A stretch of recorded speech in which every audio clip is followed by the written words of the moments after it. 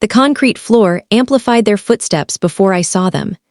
Dim overhead, lights stretched long shadows across the parking structure as Marcus and Holloway emerged from between the support columns.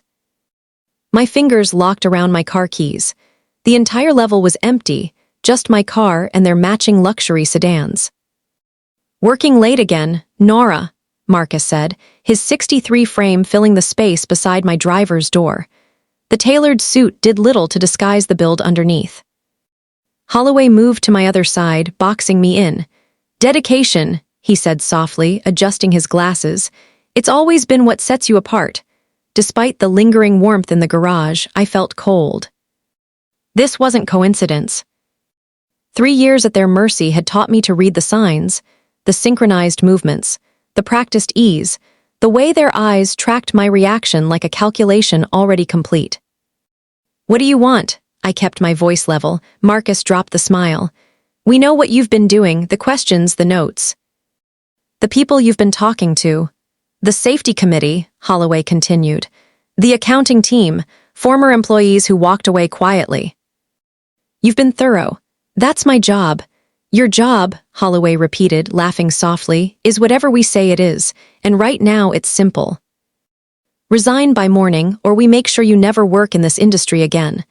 Marcus added, "We've prepared a generous package. Sign it, walk away." Everyone moves on. "And if I don't," Holloway's expression tightened, "there are things in your performance file, inconsistencies, behavioral flags, properly signed and dated. Nothing obvious, just enough to make future employers hesitate.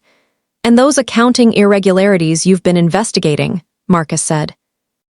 "It's interesting how your access code appears in the system during those changes." My throat tightened. "They'd been building this for months. We need your answer now," Holloway said. "Think about your family," Marcus added. "Your mother's treatments, your sister's tuition."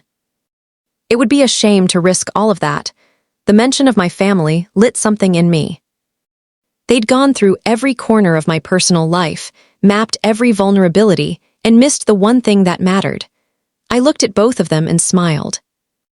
"There's a third option you haven't considered." Their confidence flickered, just for a second. "There is no third option," Holloway recovered. "Your resignation letter on the CEO's desk by 9. They walked away certain they'd won. I sat in my car for 20 minutes, hands trembling on the steering wheel, the full weight of what they'd built against me pressing down. 3 years of watching them climb over people, steal credit, break careers. They'd picked me for this project not because of my skills, but because they needed someone expendable. Someone they could ultimately sacrifice. Before I turned the key, I reached for my phone and sent one message. They made their move. "Tomorrow morning, be ready. My name is Nora Callahan. I'm 36. I've spent 15 years in corporate finance with a discipline that some people call obsessive. I keep my life small by design, modest apartment, reliable car, minimal noise. What people notice first is my memory. Conversations, numbers, dates, I retain them precisely. It's made me valuable in boardrooms. It's also made me dangerous to people like Marcus and Holloway. I joined the company 3 years ago as a senior financial analyst. The salary covered my mother's ongoing cancer treatments and helped my younger sister finish graduate school. Within 6 months, I understood what I'd walked into. CEO Harmon was approaching retirement, more invested in his legacy than in day-to-day operations. Marcus and Holloway had filled that vacuum with quiet, efficient control. Marcus had been there 11 years. His background in sales gave him the ability to charm anyone, remember exactly what mattered to them, and make them feel trusted. Holloway was his counterpart, analytical, credentialed, always armed with data that somehow made every initiative look successful regardless of the actual outcome. Together, they controlled what information reached the board. Anyone who challenged them found themselves sidelined, then gone. I survived by being useful and unthreatening. I produced excellent work and let them take credit. I noticed what I noticed and said nothing. I became someone they relied on, someone who could execute without asking the wrong questions. Then Harmon announced project renewal. 3 straight quarters of declining revenue, the stock sliding. The company needed something dramatic. Marcus and Holloway were appointed to lead it. They needed a financial analyst, someone to run the numbers, build the presentations, and carry the weight if things went wrong. They chose me. Nora has the technical foundation we need, Holloway had told the executive committee, and she works well independently. She's built strong relationships across departments, Marcus added. She understands the full picture. I accepted with appropriate enthusiasm. I knew exactly what they actually wanted. Our first team meeting set the pattern. Marcus outlined cost-cutting targets that were impossible without cutting into safety. Holloway presented a timeline of 8 weeks. There are process improvements we could implement, I offered. Several areas where we need immediate results, Holloway interrupted, not long-term process work. Bold moves, Marcus agreed. Decisive action the board can see.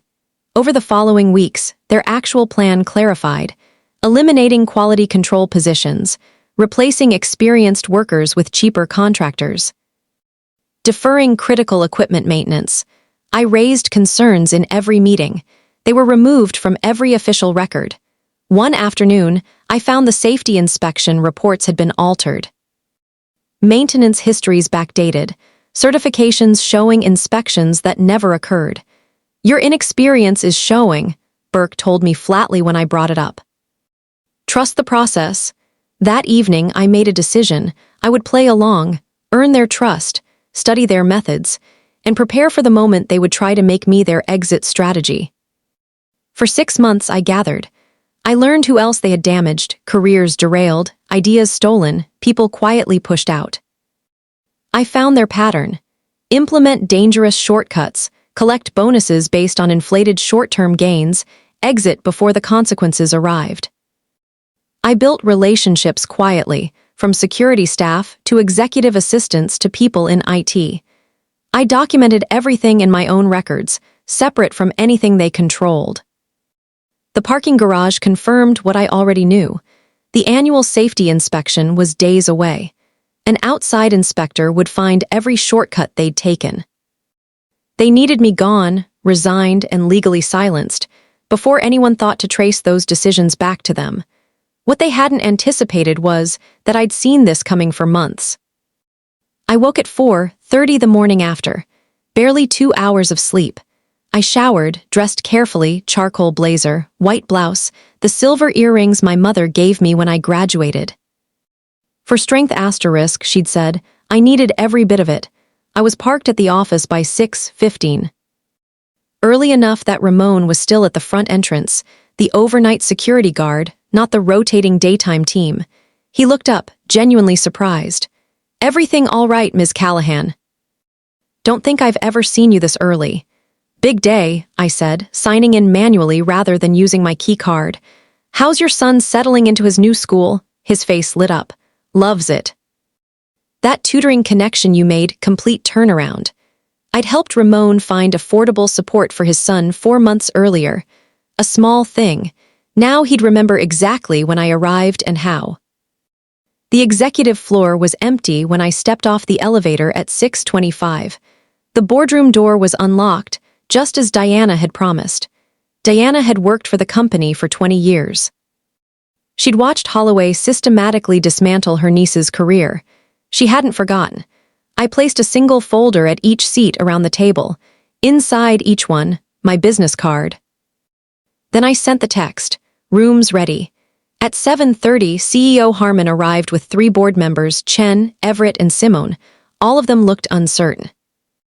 Your message mentioned immediate threats to company operations, Harmon said. Yes, but let's wait for everyone. The door opened. General Counsel Vivienne entered, followed by the head of corporate security.